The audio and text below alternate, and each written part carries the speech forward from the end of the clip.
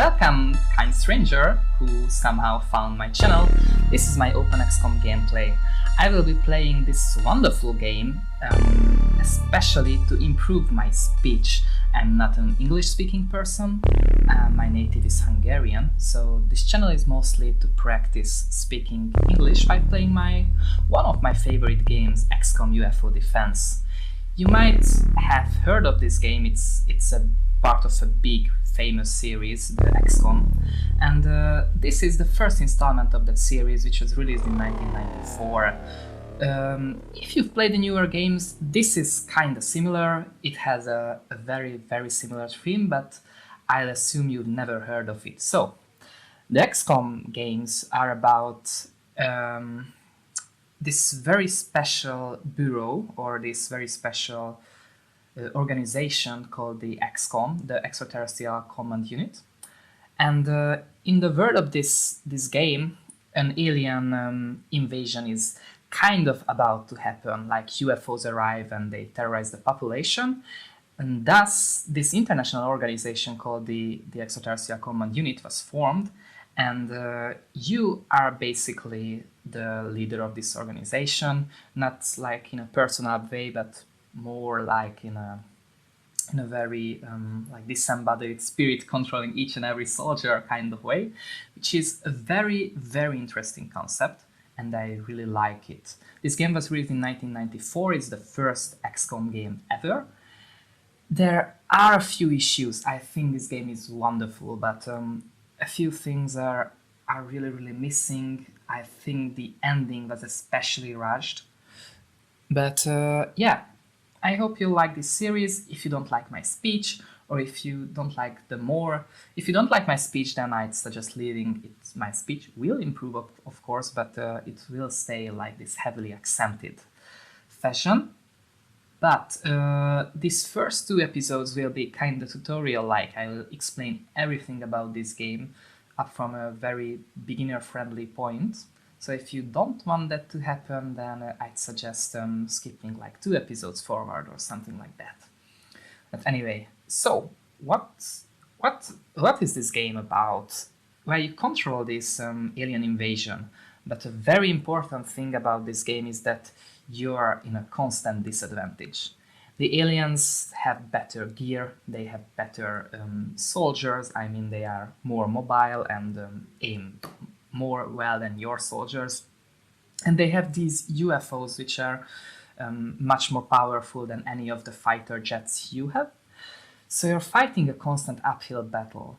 You will improve throughout the game, get new gear, new soldiers, your soldiers will improve and stuff like that, but the aliens will always keep just a little bit ahead of you in terms of equipment and all the rest of the things they can manage to get into this war. So the game generally has you outplaying the AI of the enemy aliens. But if you make a mistake, it's going to be fatal. Like, especially in the early game, the aliens can kill you with one single shot, I mean, kill your soldiers. And as a result, this game is very challenging, even on the lowest difficulty. I've already played it on this lowest difficulty, beginner, so this time I'm playing experienced. And there is a large gap between beginner and experienced. There are a lot of things that are very toned down in beginner, like the aliens have less armor and there are generally less aliens in the UFOs and stuff like that.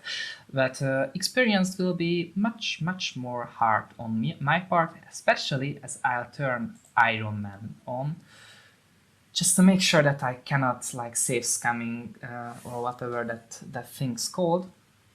And yeah, let's hop into the game and see what we have here. Alright, the first thing you see is this global map. XCOM is a game which has like 2 separate levels. It has a big global scene where you play real time and you dispatch fighter jets, you dispatch your soldiers, you manage all the expenditures and you recruit soldiers and stuff like that. But whenever a battle happens, it becomes a zoomed in very low-level turn-based strategy where you control every single soldier separately. And you can see two circles here. I mean 3 circles, but an inner and 2 outer ones, and those are the radar ranges. UFOs will arrive and fly throughout this global map, but you can only see them if you have some sort of detection range. Inside the inner circle is the small radar system, and the large circle is the large radar system, so you have to plan accordingly. The more airspace we cover, the better. So our first base will be put on Crete, and I think that the theme for this run will be that bases will be named after famous conquerors of our history, so it will be named Zone Alexander. Alright, and let us save this as gameplay 1.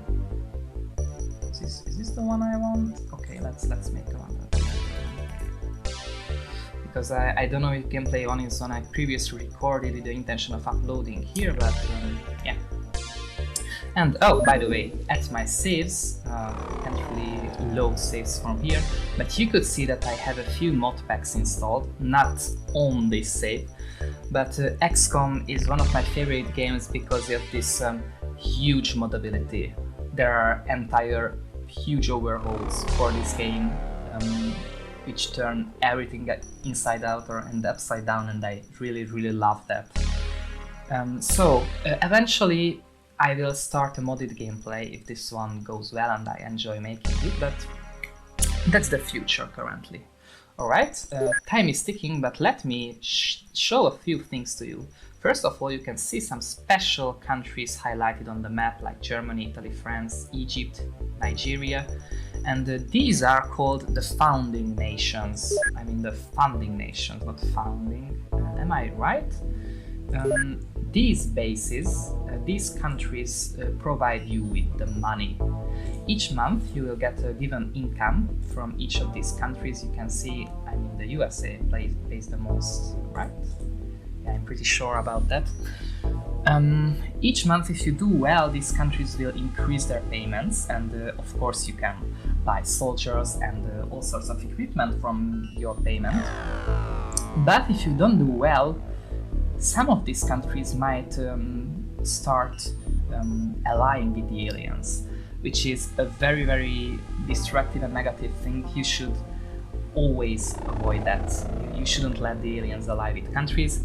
When it's on the way, there are few things you can do to avoid it, but once a country is allied with the aliens, you can't do anything about it. You've lost that country. They'll never pay more for you, and an alien base will be built in that country or nearby.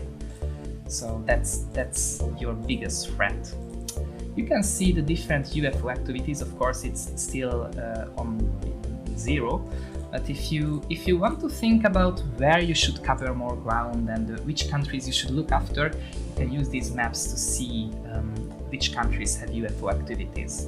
Of course, there is one for your activities, which I think counts into your points.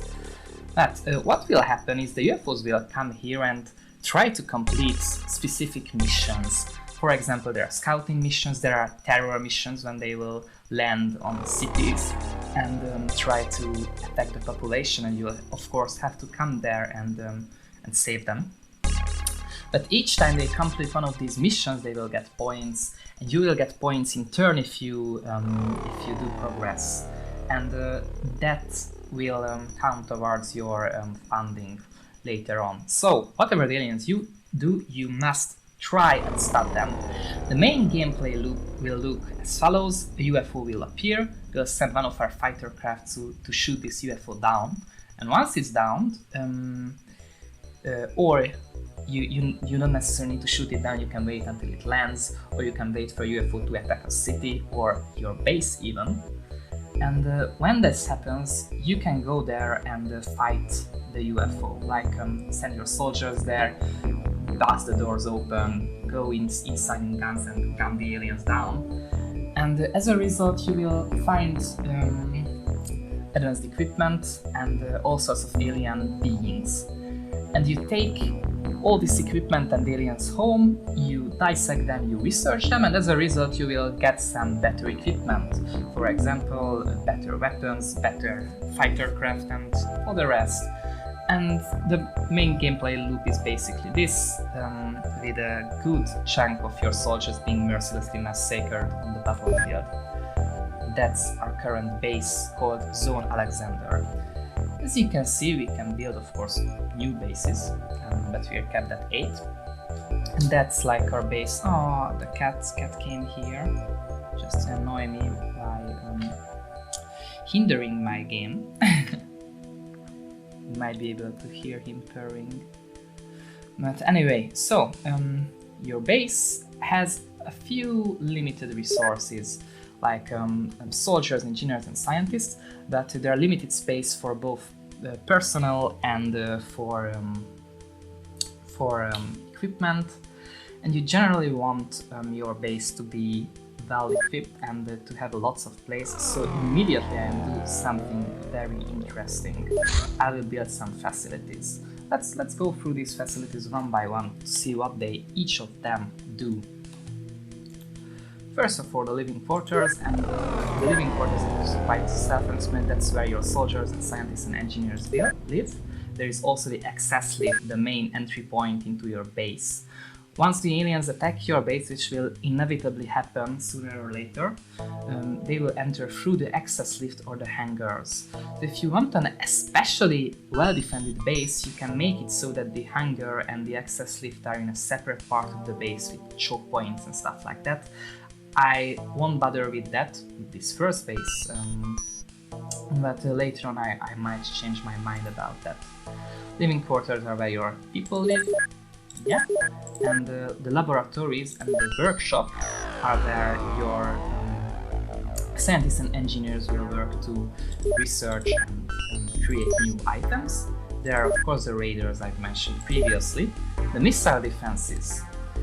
You can research and build all sorts of defensive rooms to shoot down the UFOs once they arrive. But many players of XCOM don't really like doing this, because when the aliens attack your base, it's kind of an easy battle. You're at home territory, the entire map is already explored for you, you have all your equipment at hand. And the aliens bring very high-ranking soldiers onto the battlefield, and taking them alive is a crucial part of the gameplay. So I won't bother building missile defenses, maybe on a later base if you especially want that, but not for now. General stores are also self-explanatory. Alien containment. Now we are getting into the important stuff. Alien containment is where you can take aliens alive back from missions. And this is a very important part of the game. The entire progression is gated behind special captured aliens, so you will definitely need one of these very early on. And of course, hangar for our crafts. Yes. Okay, so what I'll do is immediately build a few things here. Where is my build button? Yeah, here it is. So, as I've said, alien containment, and also an extra living quarters, an extra large radar system, because we only have a small one, general stores, and I will go all in and build one more living quarters and one more general stores. As you can see, these take a few days to be completed, but I think we can afford that. Okay, what else do we have here? Of course, we have our brave soldiers from all around the world to help in our missions. These soldiers are all rookies, but later on they might become better soldiers if they survive until that. Spoilers ahead. We have a few crafts here. Let me see. Alright, first of all, we have the Sky Ranger. Let's go to the UFOpedia. There is this page called UFOpedia, where you can see a lot of information about different aspects of this game. One of them is the two crafts we have, the Sky Ranger and the Interceptor. These are the two crafts we have currently. Of course, the Sky Ranger is a troops transporter and the Interceptor is a fighter jet. And we have one Skyranger and two interceptors currently. Later on, of course, we'll have better craft than these two, but currently that's all we have. You can notice that the fighters are much more fast than the Skyranger, and that they have health of let me see, yeah, 100. But that's not a lot. These fighters are glass cannons. They will be easily taken out. I mean, they are not even glass cannons because they can't even take down the bigger UFOs by themselves. So you have to be very careful with these interceptors. I only engage with like the smallest of UFOs because that's when I can feel safe and make sure that my interceptors are not shut down. We have some weapons we can use on the interceptor. I forgot to mention that the Skyranger has 14 cargo space. That means 14 soldiers can be put into the Skyranger. We have 3 different weapons we can put into our interceptor. 2 rockets, the Stingray and the Avalanche. The Stingray has a greater range and a bigger damage, but it comes in packs of 3 instead of contrary to the 6 that the Stingray has. And we have this very low range cannon. Yeah. So let's see what our interceptors currently have. A Stingray and a cannon, and another Stingray and a cannon. So the cannon has a very small range and a very little damage, but I will keep one cannon, I think on interceptor 1, and that's because there are these very small UFOs which have very few damage. And if you shoot them with a rocket launcher, there is a chance, a missile launcher, there is a chance that they will explode mid-air and you cannot recover the UFO, and that's not what you want. You want to take your soldiers there, shoot the aliens and take all the loot home, and if the UFO is destroyed, you can't do that. So I will put an avalanche launcher onto this interceptor. Another important thing is that you can name these crafts. I'll name this the Iron Coffin. You will see very soon why. I'll name Interceptor 1 Curiosity. And then name Interceptor 2 Ambition. And let us remember that Ambition has the more ambitious avalanche launcher. Yeah, so that's about crafts. What else do we have here? We have our research. Alright, research. We have 10 scientists with 50 laboratory space. I mean, it's 60, but oh no, it's 50 laboratory space. We can allocate our scientists to do some research for us. Oh, and what do we have here? We have the laser weapons, the motion scanner, and the medikit. Well, let's talk about science. There are a few things you should keep in mind. One of them is that you can use the middle mouse button to open this detective viewer. Oh, and one important thing I forgot to mention, if you want to play this game yourself and not have me spoil the game for you, then I suggest playing the game, because I'll spoil everything. Even in this first episode I will show you some things that you might not want to know if you're planning to play this game, but if you click it with the middle mouse button, and I think there is a special setting in the settings menu which you have to click for this to appear, there is this tech tree viewer where you can see what each research leads to and how difficult they are. For example, the motion scanner, you can see it has this hashtag and some equal signs, and the medikit has 2 hashtags and 2 lines. Laser weapons has 2 equal signs and 2 lines, and these represent the difficulty of this tech. If you want to research something and you can see many hashtags there, it's a hard research. And you might think, which one of these do I need the most? And laser weapons might seem trivial, but I will not go with the laser weapons first. The reason for that is if you research laser weapons, then you don't get the weapons right. You only get to research the laser pistol and then the laser rifle. And even after you've researched the laser pistol, you have to manufacture the laser pistol, so it will take some time, and that's not necessarily what you want. So I will put one single scientist to work with the laser weapons. Now, the medikit. As I've said, the aliens are much more powerful than us. So the medikit can be useful, but if a soldier of yours gets shot, they are more likely dead at the spot. So taking a medikit at them doesn't help that much, but sometimes your soldiers can be fatally wounded, and when that happens, they will start bleeding, and then the medikit can be used to stitch their wounds or something like that. So I put 3 scientists on medikit and the rest on the motion scanner. Motion scanner is very useful. It's a helpful little device which helps you see where alien movement is near the soldier, which uses the motion scanner, and you can use it to basically peek into UFOs or peek into buildings to see if there is any movement inside. And that's very useful because the most critical part of our early missions and even the later missions is opening the door of the UFO and getting your soldiers inside. You will see later on why is that. So that's research for you. There's also manufacturing, but as you can see, we don't have anything to manufacture currently. That will change soon, hopefully. You can also purchase some equipment, and what I will immediately do is get 6 more soldiers, because as I've said, the capacity of the Sky Ranger is 14 personnel, and I'll get as many scientists as I can, which is 60, which is not much, but our living spaces are building.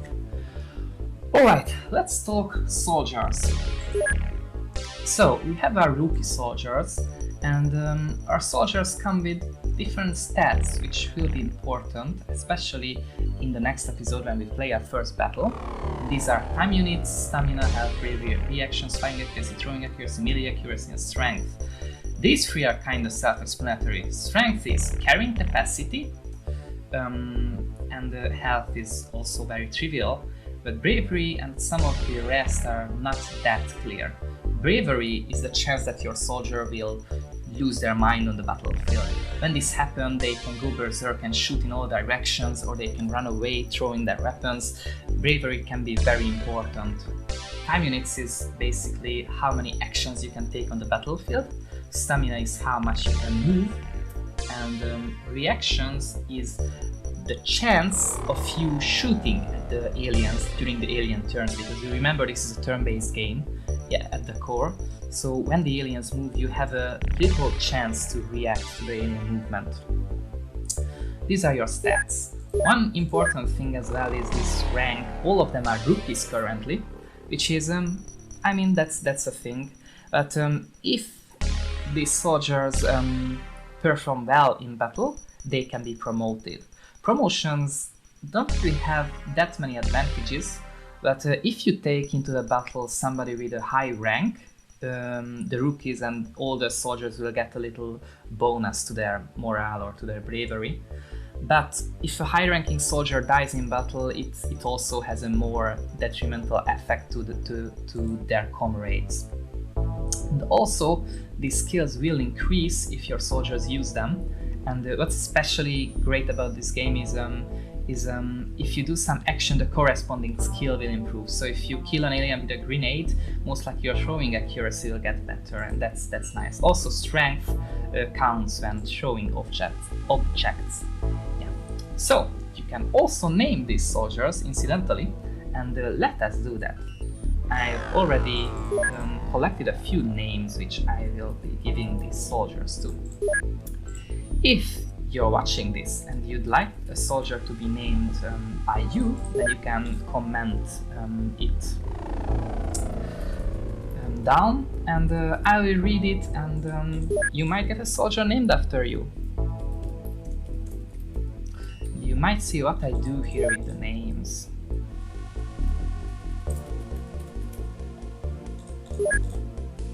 Oh, that's Hungarian as well, that's a Hungarian name.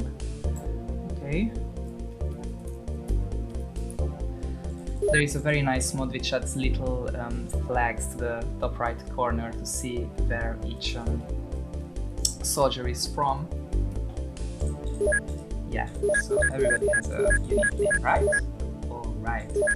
So that's our soldiers. What else do we have? We can equip our iron coffin. So the soldiers are already in there. Oh, what's that? Armor. I love my soldiers to have armor. You don't have any armor yet, so it's like I assume that you have some basic combat armor on the soldiers. I mean, the game has some modifiers to shots which counts as an armor, so you have some armor, but the real hard armors are coming later on the line. There is also some equipment that we can use. What's all these? Pistols, rifles, all sorts of weapons. Let's check these and see what we can do. Open our trusty UFOpedia and see heavy weapons and platforms. We have 2 heavy weapons platforms, 2 tanks, the cannon and the rocket launcher, and you might be like, oh my gosh, you can take tanks to the battlefield, but don't get too excited, because similarly to the soldiers, these can be one-shotted by weak aliens with simple pistols. I will be using some of these tanks later on because I like them, to be honest, but they are not that useful. I mostly use the simple tank cannon for scouting and use the rocket launcher for terror missions when there are many high-tier UFOs. Alright, we have a pistol, and we have a rifle, and we have a heavy cannon, and we have an autocannon, we have a rocket launcher. These are our standard weapons in the early game. The best of these and the most versatile is the rifle, because it has this very accurate aimed shot, which is not really matched by any weapons. You can see the pistol's aimed shot is much less accurate, and the heavy cannon and the autocannon are less accurate as well, but the rocket launcher has an even better aim shot, but of course you don't want everything to be shooting rockets. And also the rifle has this auto shot, which is not very accurate, but it has this little ×3 caption. And that means that when you use the auto shot, you will be able to shoot 3 times basically with one action, which is very useful, especially when you're very near the aliens, because in between these 3 shots, the aliens won't have a chance to react to your shots, so you can keep your soldiers safe. The pistol only has one advantage: it's a one-handed weapon. You don't get a modifier for using it, for keeping like a grenade in your other hand or a stun rod or anything like that. The heavy cannon, you can see, is less accurate than the rifle and misses this ×3 shot, but it has a much bigger damage. And due to how this game works, you're better off with one single armor-piercing 56 damage round than the 30 damage round, because part of your of the damage will be absorbed by the armor that the aliens wear. So it's not the same shooting the alien 2 times with the rifle and 1 time with the heavy cannon. And as a result, I like using the heavy cannon as well, but there is also one big boy, the auto cannon, which you can see is worse than the heavy cannon in every regard. It has less damage, it has worse accuracy, it takes the same time to shoot, but it has this added auto ×3 shot that the rifle has had, and that's something you can use as well. These 2 weapons also have different ammo types, the high explosives and the incendiary ammo. The high explosives can be very neat, but the incendiary is one of these overlooks I mentioned. It doesn't have that much use. You can use it to light the battlefield during night missions, and you can use it to set the inside of a UFO on fire and maybe get the aliens to die in the fire without you having to be there, but incendiary ammo doesn't really have its uses. But then you have the rocket launcher with the high explosives missiles. You can see there is a variant with a bigger explosion and the incendiary variant. The 2 rockets are the same weight. You don't really have a reason not to take the bigger rocket, but I will use the regular rocket. And remember, the aim shots are very, very accurate with the rocket launcher. We have also grenades. They are pretty self-explanatory, as well as a smoke grenade. Smoke grenades are crucial in our missions. The UFOs can snipe us out very easily, and there will be some times when we can't avoid entering very open terrain where we are easy targets. And during this time, the smoke grenades will be very handy for us. It's also the proximity grenade. Another overlook is that weighs the same as the grenade. It has this proximity modifier, which means that it activates when one of your soldiers or the enemy soldiers are nearby, but it has a bigger explosion, which is a very logical thing. There's the high explosive, which is a very heavy, you can't really throw this that far, which is a big, huge explosive, which is very rarely used by me. But there are some heavy aliens that it can be taken down by this. There is also the stun rod, and as I've mentioned, you have to capture aliens alive, and that's where the stun rod comes in handy. You can go to melee and try to stun the aliens, and you can miss, or of course they can survive being stunned, stay conscious even after being hit by the stun rod. So this is a very, very risky weapon to use. We also have the electro flare, which is a little light we can throw into the battlefield to light some parts of the battlefield, which will of course also be crucial during night battles. And that's the buildings we've already talked about. What else do we have here? Nothing. So let me check my notes. Is there anything I should do? I think there is only one thing left to do, and that is to buy some new equipment. Remember the electro flares I've mentioned? Yes, we do need a lot of them, like 20.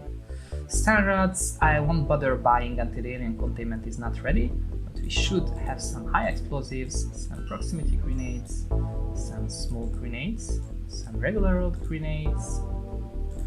Also, let's have another rocket launcher, some extra rockets.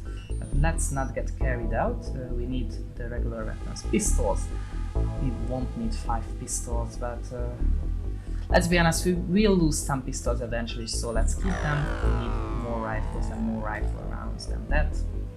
Heavy cannon, let's take another auto cannon. And just for funsies, let's take a tank with a rocket launcher. Of course, we don't have enough storage space, so the tank has to wait. What else can we have here? Let's get more rounds to the heavy cannon. Alright, I think we are good.